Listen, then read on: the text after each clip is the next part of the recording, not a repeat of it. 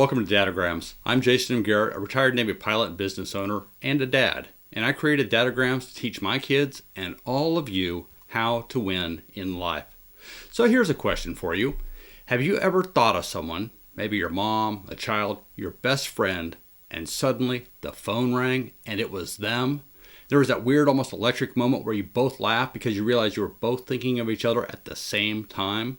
Or have you all of a sudden gotten that eerie feeling that something was wrong? Something was happening to someone close to you, only to find out, much to your dismay, that it happened? People often think of this as mental telepathy or ESP, but it's actually something far more interesting and far more human. Something called Synchrony, where two minds are running in parallel. And before this datagram is over, you'll see why that mysterious bond, the one that makes parents reach out to their children at that perfect moment, is so important for our survival. What I'm talking about is a mental warning system built from the first moment we're born and refined for the rest of our lives. Here's how it starts. When a baby is born, something automatic happens. The moment that baby cries, a parent reacts. They rush to check and then meet the need of that crying baby. Whether that's to feed them, soothe them, change a diaper, that parent is there for them. And this process is repeated over and over again, thousands of times in those early years, until it becomes part of both the parent and the child. When parents respond, it builds trust in that child. And the parents quickly learn how to sense when their child is in need long before it's obvious to anybody else. Over time, that rhythm becomes a mental routine, almost like a background program kind of running in the background, and it never turns off. That mental routine quietly considers the people who matter most to us over and over again, almost as if we're wondering constantly, are they okay? Do they need anything? Do I need to be doing anything for them?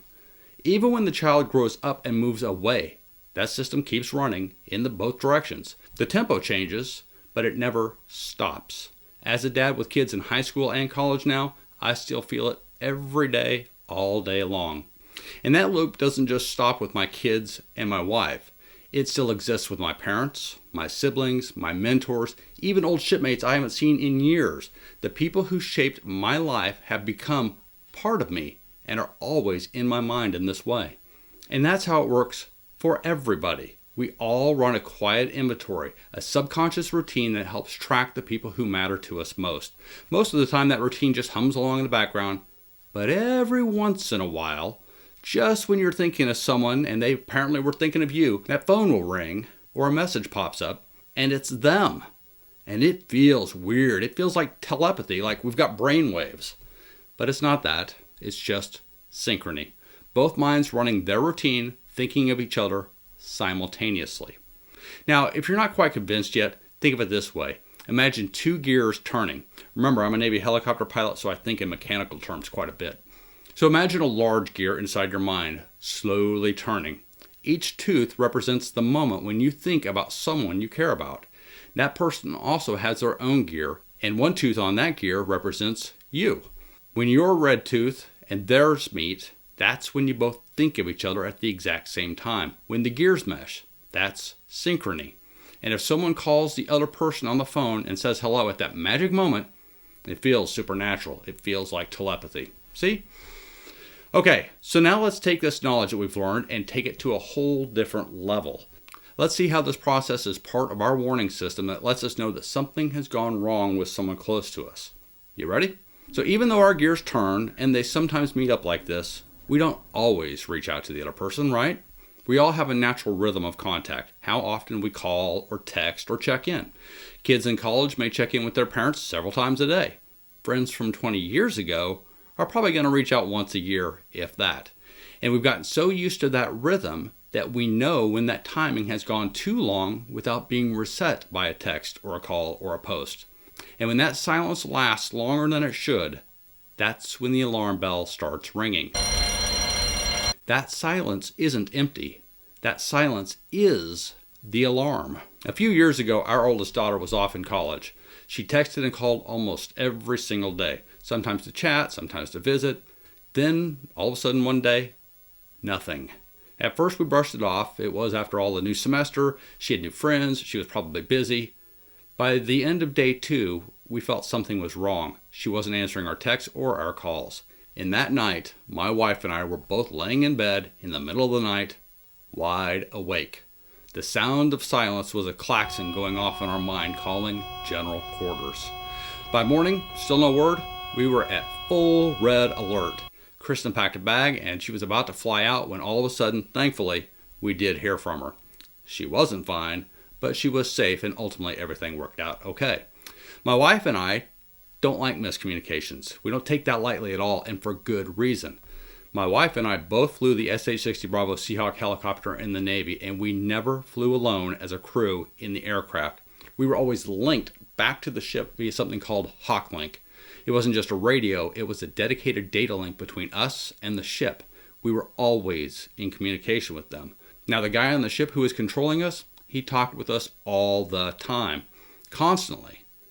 But I'm here to tell you, if the ship ever lost comms with us, and God forbid they couldn't find us on their radar, that silence, that absence was an alarm bell. It was general quarters for that ship, and suddenly a whole bunch of Navy ships were heading in our direction to come find out what had happened to us and make sure that we were still there. This is often the first warning that something bad has truly happened. And my wife and I know from experience just how bad this can be. We've lost friends and family members this way. So this process is exactly what it's like for us as parents. Your child in college is your flight crew, and they are far, far away, living out their own mission. And you're the ship, monitoring comms, making sure that everything is okay. You want to hear from them all the time. When the messages are coming in, everything's good, no problems. But when they stop, and you start calling out to them, and you aren't getting a response, you feel it instantly. It's just like the ship. You don't sit and wait. You start calling. And if that doesn't work, you go find them. Oh, and a funny side note, in the U.S. Navy, we use brevity code words. And the code word for the ship that we fly from is Mother.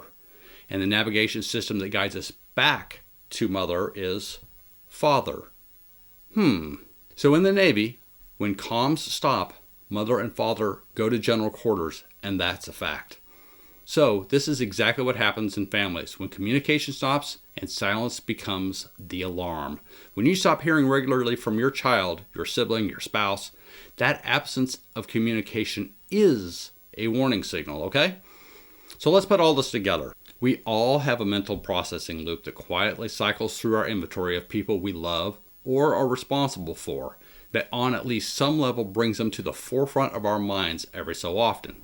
The gears show how those thought cycles of two individuals sometimes line up in a synchronous way.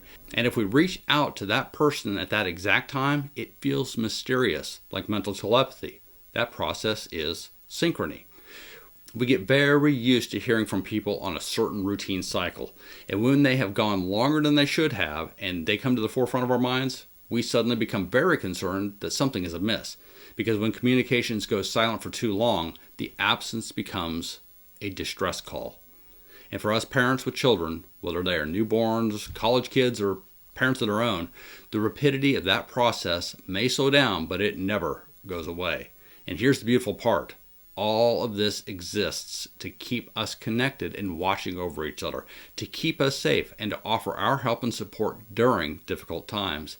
It's how human beings manage love at scale. We can't watch everyone all the time, but we can maintain the link. So to you young adults out there watching this, when your parents call out of the blue, they're not just being nosy, they're responding to a missed signal, a comms window that slipped by. You just went off radar for a bit, and they're making sure that you're still good to go. And to you parents, don't ignore that instinct. It's not paranoia. It's the evolutionary software of love. Use it, act on it, and protect your loved ones. Every relationship, marriage, friendship, family, depends on keeping each other safe, and that's how we do it. So keep your gears turning, pay attention, and keep communicating. And if someone crosses your mind today, reach out. Send the text, make the call. That's how you reset the system. Because silence isn't peace. Peace is connection. I'm Jason Garrett, and this has been your Dadogram. If you like what you heard, and if you're learning anything, for Pete's sakes, please subscribe to this channel, hit that thumbs up, and forward it on to someone else. Until next time, Thank you.